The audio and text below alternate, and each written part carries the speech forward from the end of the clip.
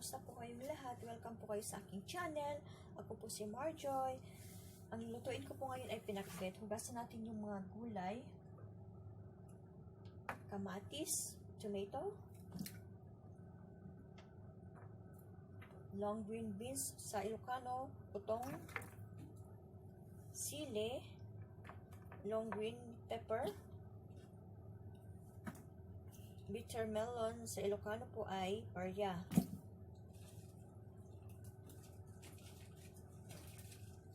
Ito po yung sigarilyas, sa English wing bean.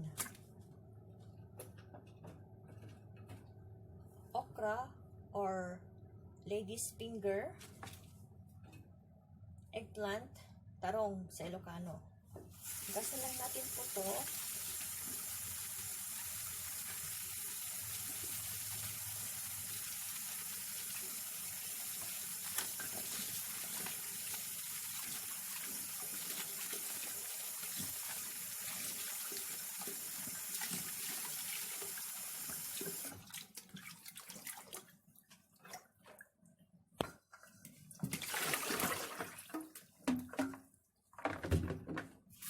Mga 2 times natin hugasan. And after hugasan natin siya, isok po natin sa tubig muna for 30 minutes with cornstarch, 2 kutsarita, bago natin hugasan sa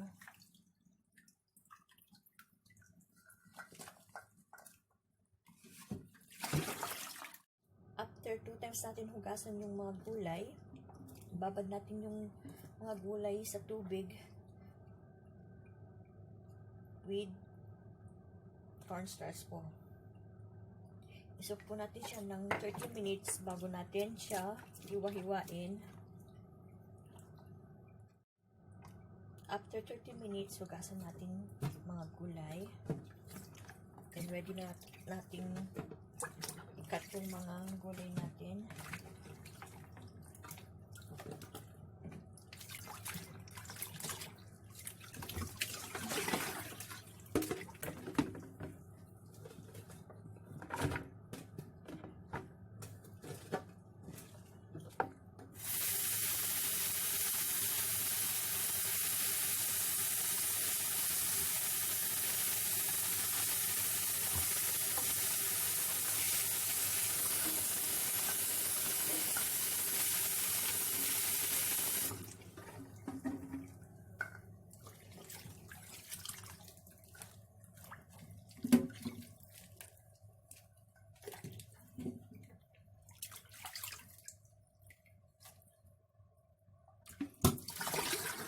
Naman po, cut natin yung mga gulay natin,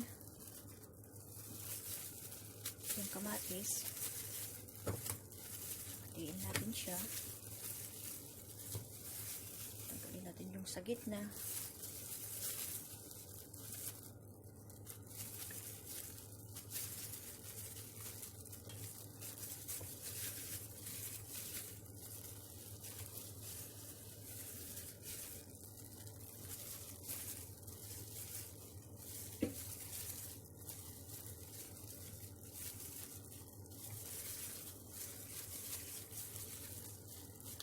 yung kamatis natin po, kaya po naka-gloves hair to kasi imamash natin. Ganito. Sa turo ng lola namin po, na mas masarap daw yung pinakbet pag yung kamatis minamash. Ganyan. Kasi po yung kamatis po nagpapasarap together with pagbuong yung sa pinakbet.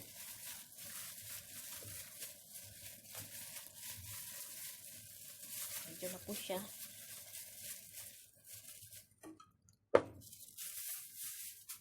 Set aside natin muna ito sa gilid. Then yung pagkat ng mga vegetable natin, itong bitter melon, hatiin lang sa gitna.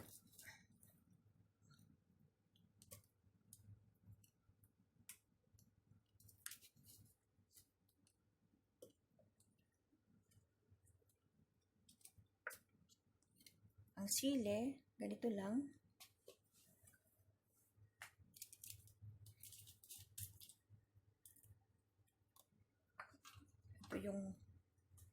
eggplant. Ganito namin hinahati yung eggplant namin. Hatiin sa gitna. Check natin kung may uod.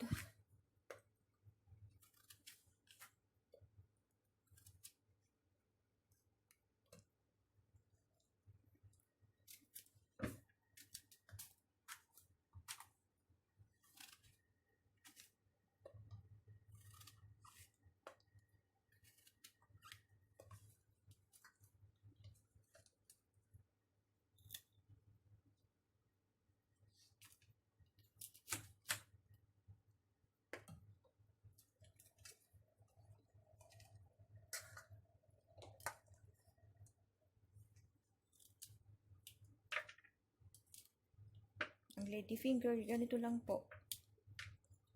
Pag malilit siya, hindi na kinakat. Yun lang mga dulo-dulo po ang tinatanggalan. Ito po yung sigarilyas o wing bean. Ganito pa siya pagkat kasi sa gitna, hatiin to sa gitna po. Ganyan.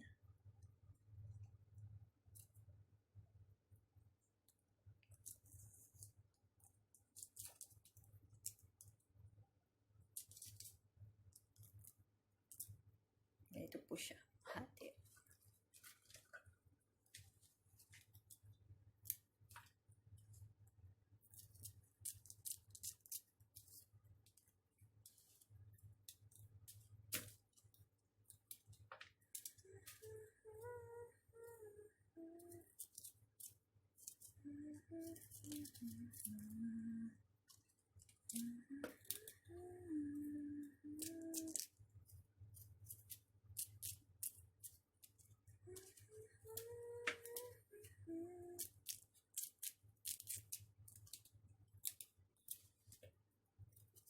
Kaya po hinahati namin ng ganito kasi titignan kung may uod dito sa gitna for safetyness po.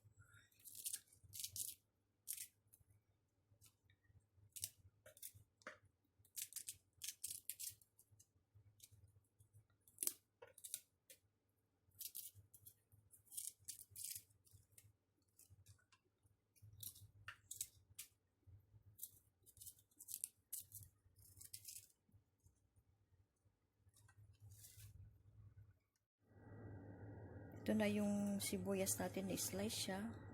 Lagay natin dito.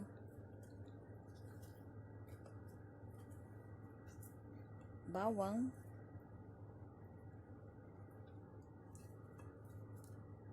Yung luya. Ito po yung bagoong natin na 2 1/2 tablespoon with 1 cup of water. Haluin lang po bago natin ilagay.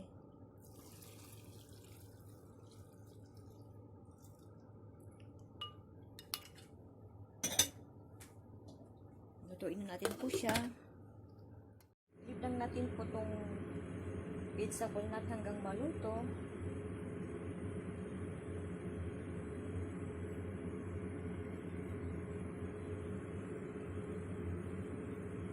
Ang salitang pinakbet po ay galing sa Ilocano word na pinakebet. Pinakebet mean shrunk. Kumukulo na po siya. After 10 minutes po, ipipip lang natin siya.